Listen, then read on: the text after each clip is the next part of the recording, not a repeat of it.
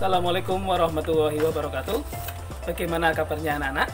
Semoga selalu sehat dan senantiasa dalam lindungan Allah Subhanahu wa Ta'ala. Walaupun kita belajar di rumah, jangan lupa ya selalu patuhi protokol kesehatan, sering mencuci tangan, mandi 2 kali sehari, dan jangan lupa selalu menggunakan masker ketika keluar rumah. Nah, pada kesempatan kali ini kita akan belajar tentang iman kepada hari akhir. Pernahkah kamu melihat orang yang sedang menanam pohon? Orang yang menanam pohon mangga tentu berharap kelak akan memanen buah mangga. Mereka yang menanam padi berharap akan memanen padi. Demikian juga yang menanam jagung atau yang lainnya. Seperti itu pula kehidupan kita di dunia ini. Kita diperintahkan untuk menanam kebaikan sebanyak-banyaknya, agar kelak di akhirat dapat menuai atau memanen pahala atas tanaman kebaikan itu. Hal ini sangat sesuai dengan pesan Rasulullah SAW bahwa kehidupan di dunia merupakan ladang untuk menanam. Kalau yang kita tanam adalah kebaikan, kelak di akhirat kita akan menanam kebaikan. Sebaliknya, jika yang kita tanam adalah keburukan, kelak yang kita panen adalah keburukan yang telah kita perbuat.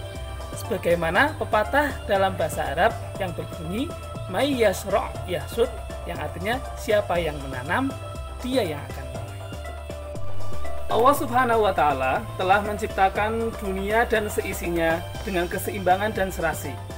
Allah menciptakan gunung-gunung yang kokoh, langit luas yang menaungi bumi, sungai-sungai yang mengalir indah, buah-buahan yang menjadi sumber makanan manusia-manusia yang menghuni bumi, dan masih banyak yang lain.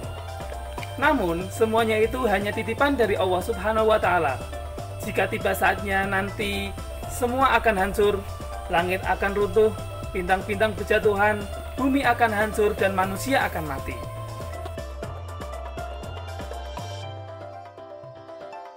Anak-anakku yang berbahagia, beriman kepada hari akhir merupakan salah satu rukun iman. Lebih tepatnya, rukun iman yang kelima. Hari akhir sendiri merupakan hari di mana alam dunia dan seisinya hancur tak bersisa. Manusia semuanya mati tanpa terkecuali. Jin, setan, semua mati. Semua yang bernyawa akan mati. Kemudian, apakah yang disebut dengan beriman kepada hari akhir? Beriman kepada hari akhir berarti kita percaya bahwa seluruh dunia dan seisinya akan mengalami kehancuran yang ditandai dengan ditiupnya trompet oleh malaikat Israfil. Kapan datangnya hari kiamat? Hari kiamat tidak ada yang tahu kapan datangnya, kecuali Allah Subhanahu wa Ta'ala.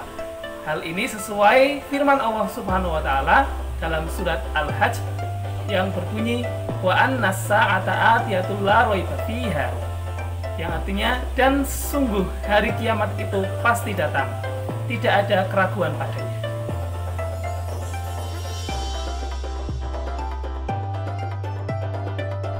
Anak-anakku sekalian, kiamat dibagi menjadi 2, yaitu yang pertama kiamat sughra. Kiamat sughra itu kiamat kecil. Contohnya ada orang yang meninggal, terus bencana alam seperti banjir, tanah longsor, gunung meletus, dan masih banyak yang lainnya. Kiamat yang kedua yaitu kiamat kubro. Kiamat kubro itu adalah saat di mana semua kehidupan yang ada di dunia ini berakhir. Kiamat besar. Bintang-bintang berjatuhan, manusia semua mati. Hal ini sebagaimana diterangkan dalam Al-Quran, yaitu dalam surat Al-Qari'ah ayat 1-11. Dalam Al-Quran banyak sekali ayat-ayat yang menjelaskan tentang terjadinya hari kiamat. Selain surat Al-Qari'ah tadi, ada juga surat Al-Zalzalah ayat 1-8, surat An-Nazi'at ayat 1-5, dan juga surat Al-Waqi'ah ayat 1-57. Kalian bisa mencarinya di rumah sendiri dan bisa membacanya di Al-Quran masing-masing. Anak-anakku sekalian, setelah terjadi hari kiamat, di mana bumi beserta isinya itu hancur, maka kita akan mengalami beberapa fase ketika kita berada di akhirat. Apa saja itu fase-fasenya? Yang pertama yaitu Yaumul Barzah. Yaumul Barzah bisa disebut juga dengan alam kubur. Alam barzah yang dikenal dengan alam kubur yang merupakan pintu gerbang menuju akhirat atau batas antara alam dunia dan alam akhirat. Di alam kubur, manusia akan bertemu, kemudian ditanyai dan diperiksa oleh malaikat Munkar dan Nakir tentang segala amal perbuatannya ketika menjalani kehidupan di dunia. Yang kedua, yaitu Yaumul Ba'as, yaitu hari kebangkitan. Setelah di dunia dan seisinya itu hancur, maka kemudian kita akan dibangkitkan. Dibangkitkannya kita itu ditandai dengan ditiupkannya sangkakala oleh malaikat Israfil yang kedua. Fase yang ketiga yaitu Yaumul Hasyr, yaitu hari di mana manusia semua akan dikumpulkan di salah satu tempat yang namanya Padang Mahsyar untuk menanti pengadilan Allah Subhanahu wa Ta'ala. Fase yang keempat yaitu Yaumul Hisab, hari di mana semua amal perbuatan kita akan dihitung oleh Allah Subhanahu wa Ta'ala tanpa terkecuali. Jadi perbuatan buruk maupun perbuatan baik kita selama di dunia, meskipun itu sebesar biji zarah atau biji sawi, itu akan diperhitungkan oleh Allah dan itu akan mendapatkan balasannya sendiri-sendiri. Fase yang kelima yaitu Yaumul Mizan, hari di mana semua amal perbuatan kita akan ditimbang oleh Allah Subhanahu wa Ta'ala. Fase yang keenam yaitu Yaumul Jaza, yaitu hari pembalasan ataupun penentuan apakah kita akan masuk surga atau masuk neraka. Di Yaumul Jaza ini tergantung dari hasil timbangan kita pada fase Yaumul Mizan. Jika timbangan kebaikan kita lebih berat daripada timbangan keburukan kita, maka kita akan mendapatkan balasan dengan kebaikan pula, yaitu kita akan masuk surga. Begitu juga sebaliknya, apabila timbangan keburukan kita itu lebih berat daripada timbangan kebaikan kita, maka kita juga akan mendapatkan balasannya, yaitu masuk neraka.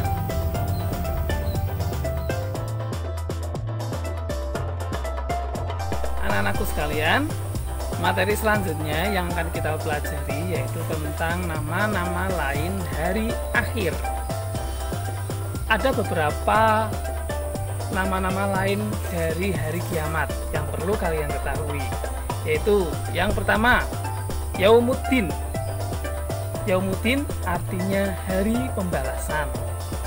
Yang kedua yaitu Yaumul Hasroh, artinya hari penyesalan. Yang ketiga yaitu As-Sa'ah, yaitu hari yang menentukan.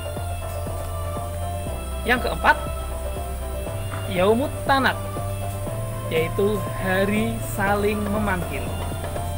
Yang kelima yaitu Yaumul Fasl, artinya hari pemisahan atau keputusan. Yang keenam Yaumul Jama', yaitu hari berkumpul. Yang ketujuh Yaumul Wa'id, yaitu hari yang dijanjikan. Yang kedelapan yaitu Yaumul Khulud, artinya hari yang kekal. 9 Yaumul Khuruj, artinya hari dikeluarkan dari kubur. 10 Yaumul Asir, yaitu hari yang sulit. 11 Al-Haqqah, artinya yang pasti. 12 At-Tamatul Kubro, yaitu bencana besar.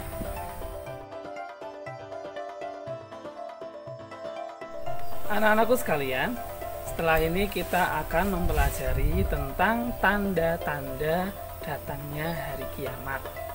Nah, seperti yang telah kita ketahui bahwa hari kiamat itu datangnya tidak ada yang tahu, hanya Allah Subhanahu wa Ta'ala yang tahu. Bahkan Nabi Muhammad pun tidak mengetahuinya. Akan tetapi Allah Subhanahu wa Ta'ala telah memberikan tanda-tanda ketika hari kiamat itu akan datang. Nah, apa saja tanda-tandanya? Di antaranya, yang pertama yaitu terbitnya matahari dari sebelah barat.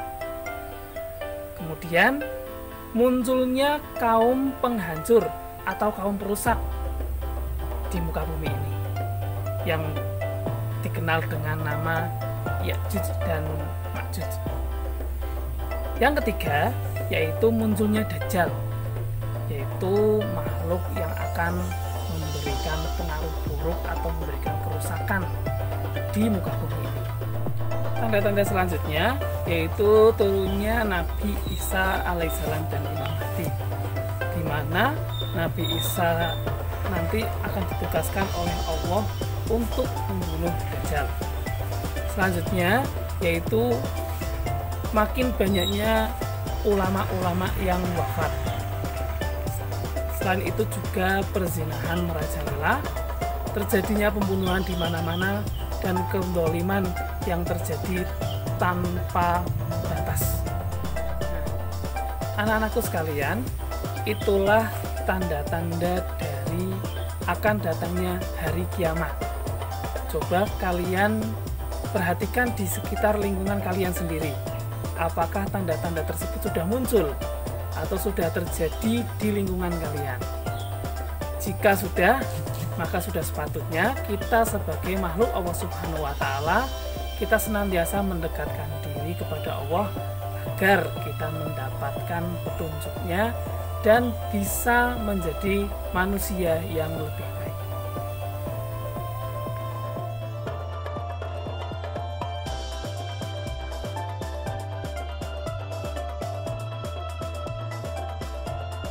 Setelah kita mempelajari materi tentang hari kiamat di atas, kita senantiasa harus mengaplikasikannya atau mempraktekkannya dalam kehidupan sehari-hari agar kita dapat mengambil hikmah dari beriman kepada hari kiamat. Apa saja hikmahnya? Yang pertama, yaitu mendorong manusia untuk selalu taat kepada Allah Subhanahu wa Ta'ala.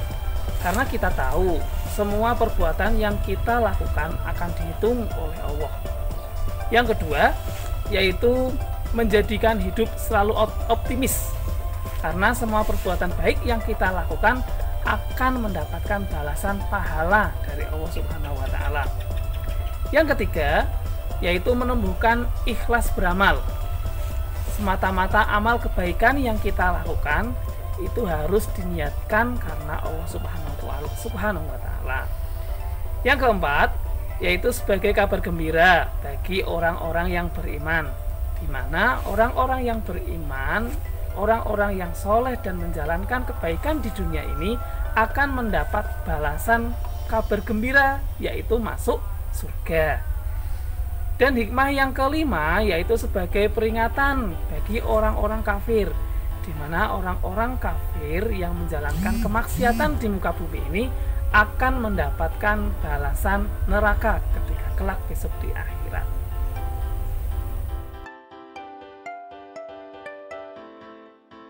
Anak-anakku sekalian, demikian tadi materi kita tentang iman kepada hari akhir. Semoga setelah belajar tentang hari akhir tadi, kita semakin berhati-hati dan selalu waspada dalam bertindak. Dan semoga kita bisa mengambil hikmah dari beriman kepada hari akhir. Dan juga senantiasa kita harus selalu menjaga kesehatan, tetap rajin beribadah, dan jangan lupa belajar. Wassalamualaikum warahmatullahi wabarakatuh.